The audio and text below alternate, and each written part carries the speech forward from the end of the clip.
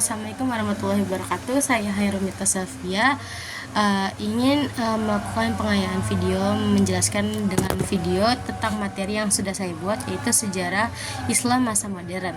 Nah, slide pertama ada sejarah.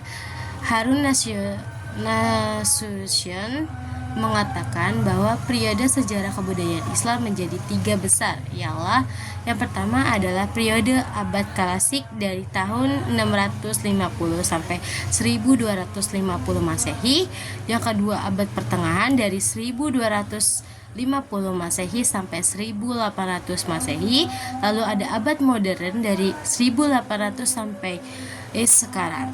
Lalu aku akan menjelaskan apa itu periode abad klasik dan apa itu abad pertengahan dan modern.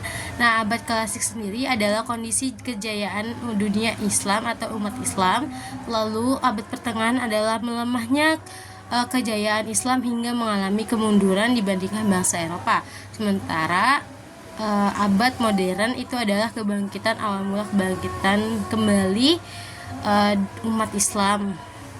Lalu slide kedua ada latar belakang. Nah, sejak akhir abad ke-18, umat Islam menghadapi tantangan berat akibat kekalahan melawan kekuatan barat, seperti Napoleon yang datang ke Mesir pada tahun 1798 dan kemunduran kekhalifahan Utsmaniyah yang memicu kesadaran para ulama atas ketinggalan umat Islam dalam pemahaman ilmiah dan politik. Untuk merespon tekanan ini, lahirlah gerakan pembaruan yang dinamakan Tajdid, yang dipelopori oleh tokoh-tokoh seperti Jamal al-Din dan Al-Afghani dan Muhammad Abduh. Pengenalan pemahaman ideologi agama modern, rasionalitas pendidikan modern, serta panisme sebagai penyemangat motivasi untuk umat Islam bangkit. Lalu ada tujuan kebangkitan Islam. Di sini aku ada 2. Yang pertama bertujuan untuk memperbaiki keadaan umat Islam setelah mengalami pengunduran, lalu mengembalikan kejayaan umat Islam melalui pendidikan, pemikiran, dan pemahaman ajaran Islam dalam bentuk Al-Quran dan Sunnah yang murni, serta membebaskan umat dari praktik bid'ah dan takhyul yang menyimpan dari ajaran awal.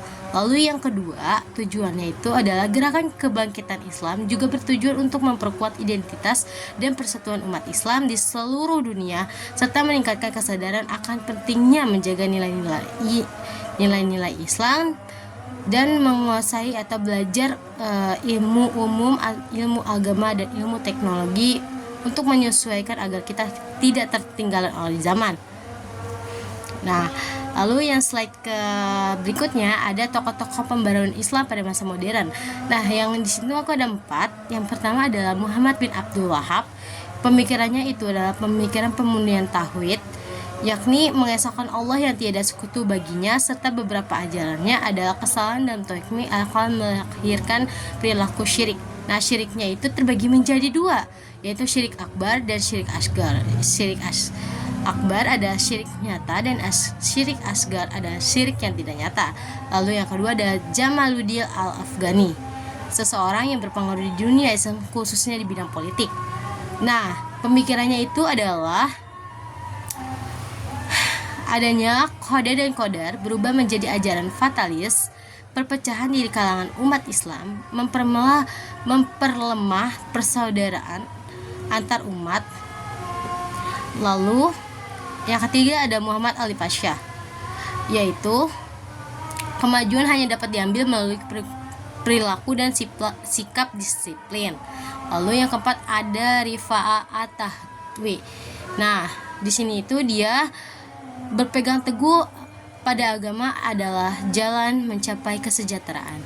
Cara tepat untuk menjadikan umat Islam beragama dan budi pekerti adalah dengan pendidikan. Istijhad melahirkan ide pembaruan baru. Syariat Islam harus sesuai dengan perkembangan modern dan pendidikan harus bersifat sosial. Itu pemikiran dari Rifa'ah At-Tahwi. Lalu selanjutnya pengaruh Islam bagi Indonesia. Nah, pengaruh Islam itu sangat berpengaruh pada aspek kehidupan, terutama di bidang pendidikan, pemikiran keagamaan, dan pembentukan identitas sosial. Nah, masuknya gagasan pembaruan Islam yang dibawa oleh tokoh-tokoh seperti yang saya sebutkan tadi sudah menginspirasi para ulama, tokoh-tokoh ulama di Indonesia seperti dan melahirkan organisasi seperti Muhammadiyah, Persatuan Islam atau Persis. Lalu ada Al-Isyrat yang menekan pentingnya kembali kepada Al-Quran dan Hadis serta mengedepankan akal dan ilmu pengetahuan dalam memahami agama melalui pendidikan modern dengan membangun sekolah-sekolah modern yang menggabungkan ilmu agama, ilmu umum, dan ilmu teknologi. Lalu selanjutnya ada hikmah.